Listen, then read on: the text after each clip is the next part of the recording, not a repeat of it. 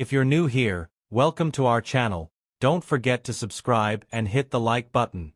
Your support means the world to us and helps us keep sharing stories that deserve to be heard. My older brother Max and I grew up in a small town. After graduating from college, he moved back there and started a family. At first they lived with our parents, and then he built his own big twister house on a large piece of land with a garden, garage and other outbuildings. The Hoes had a beautiful front porch where they spent warm summer evenings and a spacious backyard where he often hosted family gatherings. He did well and eventually became a director of his own company. He and his wife Amelia had an only son, Oliver, who caused them a lot of trouble with his rebellious nature, although he was still very much loved by everyone. As for me, after college, I stayed in the regional center trying to settle my life. For several years I lived in an apartment inherited from my aunt along with an old car as a bachelor, while I lived in a factory dormitory. It was a modest existence. I enjoyed the independence. Later I married a woman who also had a troubled family background and moved in with her in her one-bedroom apartment. My wife's name is Amelia. She is 6 years younger than me, looks youthful like a schoolgirl, and has a lively spirit that attracted me from the beginning. We both felt we had finally found a home in each other that summer. While on vacation, we decided to visit my brother and my parents.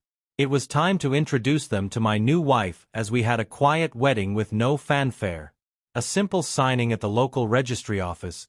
It had been a long time since I had last visited them, and Oliver was in the army and still undecided about his future. The trip was filled with excitement and slight nervousness as Charlot and I talked about meeting my family due to bridge repairs. We had to take a detour on a country road hoping not to get stuck in traffic. I trusted my sense of direction and drove on unmarked roads, but we ended up stuck in a low spot in the road so thoroughly that I wouldn't have been able to get us out on my own. I left Amelia in the car, set out on my own to find help, hoping to find a truck or tractor that could help us. The surrounding area seemed deserted. I walked for what seemed like forever before I noticed a few houses up ahead. To my delight, there was a tractor parked outside the first house. The owner, though clearly drunk and slurring his words, agreed to help for a little money, and soon we were on our way back to my car, his noisy vehicle. The ride was bumpy and slow, and there was smoke coming from the tractor, but I was relieved to have found help. When we arrived, we found Amelia standing next to the car, looking a little shaken.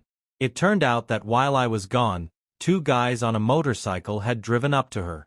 They tried to push the car and asked Charlie to get out to make it easier, but it didn't work.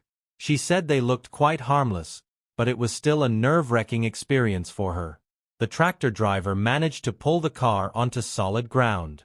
He instructed us to get back on the main road and we continued on our way. When we pulled up to my brother's house, I saw the familiar outline of a 2-story building, a flowering garden, and smoke from the chimney.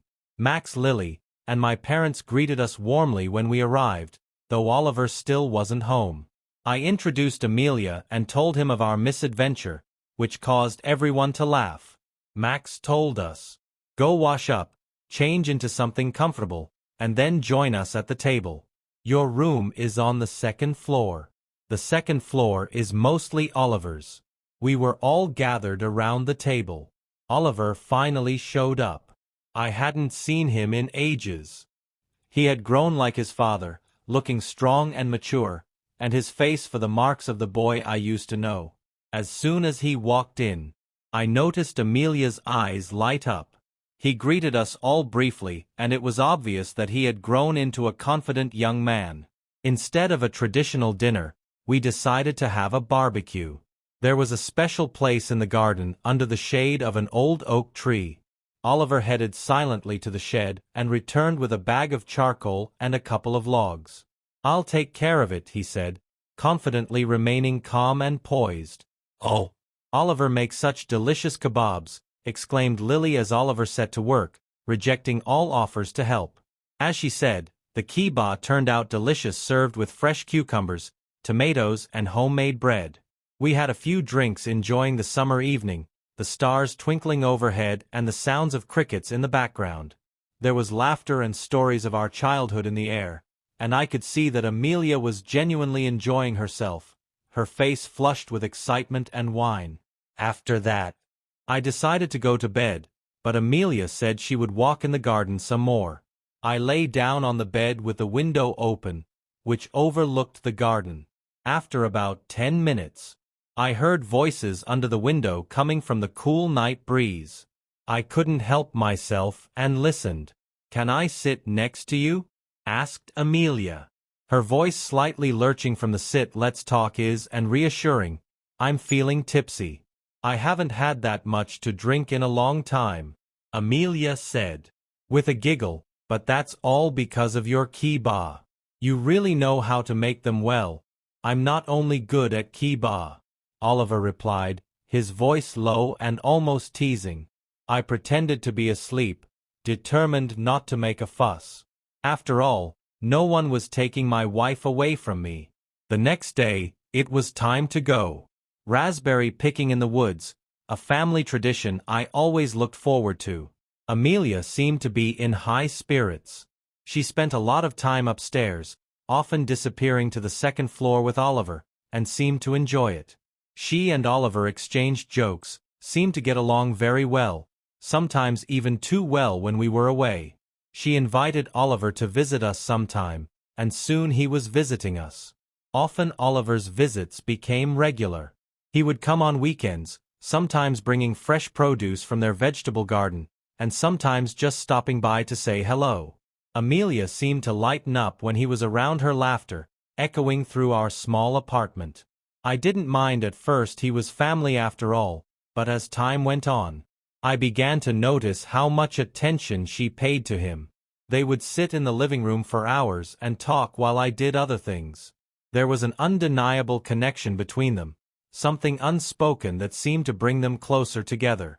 One evening after Oliver had left, Amelia seemed unusually quiet. I asked her if everything was okay, and she just smiled and said she was tired. I knew it was best not to press her, but I couldn't shake the feeling that something had changed despite my anxiety. I kept telling myself that it was just my imagination, that everything was fine. But deep down I knew that things weren't the same anymore. The line between family is something more was starting to blur, and I didn't know how to feel about my story ends here. If you feel that this story is meaningful and brings useful lessons, please like and subscribe to the channel to support me. Thanks for listening and see you in the next videos.